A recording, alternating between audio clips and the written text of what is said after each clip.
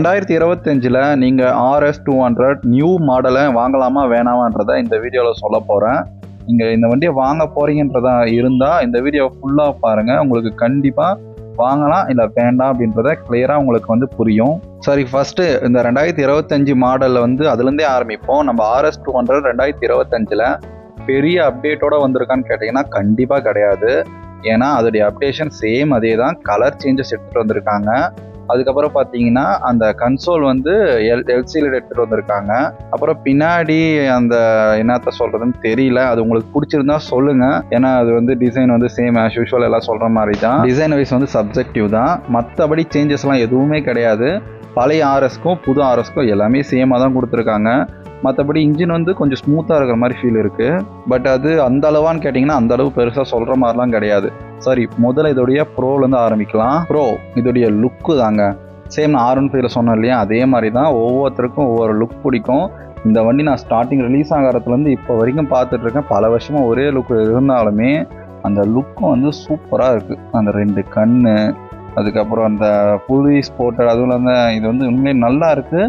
அந்த ஸ்போர்ட்டிவ்னா sports bike தான், ஆனால் அந்த நீங்கள் குனிஞ்சு ஓட்டுற மாதிரி R15 மாதிரி அக்ரெசிவாக உங்களுக்கு இருக்காது.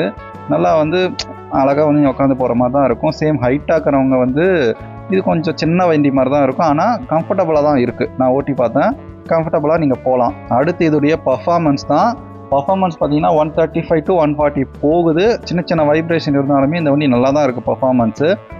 NS200 காட்டிலும் இந்த RS200ல சின்ன சின்ன டியூனிங் மாற்றி பண்ணியிருக்காங்கன்னு நினைக்கிறேன். மற்றபடி அந்த ஸ்பீடு பர்ஃபார்மன்ஸ்லாம் உண்மையிலே நல்லாவே இருக்குது. இதில் எல்லா ஃபியூச்சர்ஸுமே இன்க்ளூட் பண்ணியிருக்காங்க. ஸ்டார்டிங் வரப்பவே ABS-ஓட தான் வந்துச்சு. இப்போ டியூவல் சேனல் ABS, உங்களுக்கு தேவையான எல்லா சப்போர்ட்டுமே பேசிக்காக எல்லாமே ஒரு சேஃப்டி ஃபியூச்சரோட தான் இந்த வண்டி விட்டுருக்காங்க.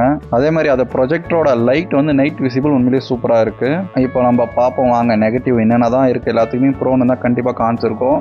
இதோடைய கான்ஸ் பார்த்தீங்கன்னா சேம் அதில் சொன்ன மாதிரி தான். லுக்குன்னு சொன்னேன் இல்லையா, அந்த லுக்கில் சின்ன சின்ன அந்த பேனல் கேப்ஸு, அதுக்கப்புறம் நீங்கள் ஒன்ஸு கீழே போட்டுட்டாலே அதோடைய குவாலிட்டி இஷ்யூஸு அது மாதிரிலாம் இருக்குது. ஃபஸ்ட்டு அந்த வெர்ஷனை காட்டிலும் இப்போ மோஸ்ட்லி ஓரளவு ட்ரை பண்ணியிருக்காங்க அதை அட்ஜஸ்ட் பண்ண, இருந்தாலும் சின்ன சின்ன இஷ்யூஸ் எல்லாம் இருக்குது. அடுத்த நெகட்டிவ் பார்த்தீங்கன்னா அதோடைய பேக் சீட்டு தான். அது எந்த சேஞ்சஸுமே கிடையாது. ஸோ நீங்கள் உக்காரிங்கன்னா அட்ஜஸ்ட் பண்ணி உக்கார முடியும். அதே மாதிரி வீட்டுக்கெல்லாம் கம்ஃபர்டபுளாக கிடையாது. இது பின்னாடி உக்காரிங்கன்னா ஓகே உக்கார முடியுமே தவிர்த்து ஃபேமிலிக்கு நான் ரெக்கமெண்ட் பண்ண மாட்டேன். மைலேஜ் பார்த்தீங்க அப்படின்னா உங்களுக்கு 33லேருந்து 38 வரைக்கும் நீங்கள் கிளைம் பண்ண பார்க்கலாம். ஓட்டுற ஸ்டைலை பொறுத்து இது வேரி ஆகும். அடுத்த நெகட்டிவ் பார்த்தீங்கன்னா இப்போ புது வெர்ஷனில் 10,000 கிட்ட ப்ரைஸ் இன்க்ரீஸ் பண்ணியிருக்காங்களாம். என்னுடைய சஜஷன் பார்த்தீங்கன்னா நீங்கள் RS200 லவ்வருங்க நான் வாங்கணும் அப்படின்னு கேட்டிங்கன்னா ஒரு சஜஷன் என்னென்னா, நீங்கள் யூஸ்டு வெஹிக்கிள் லோ கிலோமீட்டர் வானது பிராண்ட் நியூ கண்டிஷனில் நீங்கள் செக் பண்ணி வாங்கினீங்கன்னா டியூவல் சேனல் ABS பிலோ 1 lakhல சூப்பர் வெஹிக்கிள் உங்களுக்கு கிடைக்கும். உங்களுக்கு கிட்டத்தட்ட 1 lakh கிட்ட சேவ் ஆகும். அதுக்காக தான் சொல்கிறேன். அது மாதிரி வேறு ஏதாச்சும் டவுட் இருந்தால் கமெண்ட் பண்ணுங்கள். அண்ட் தேங்க்ஸ் ஃபார் வாட்சிங்.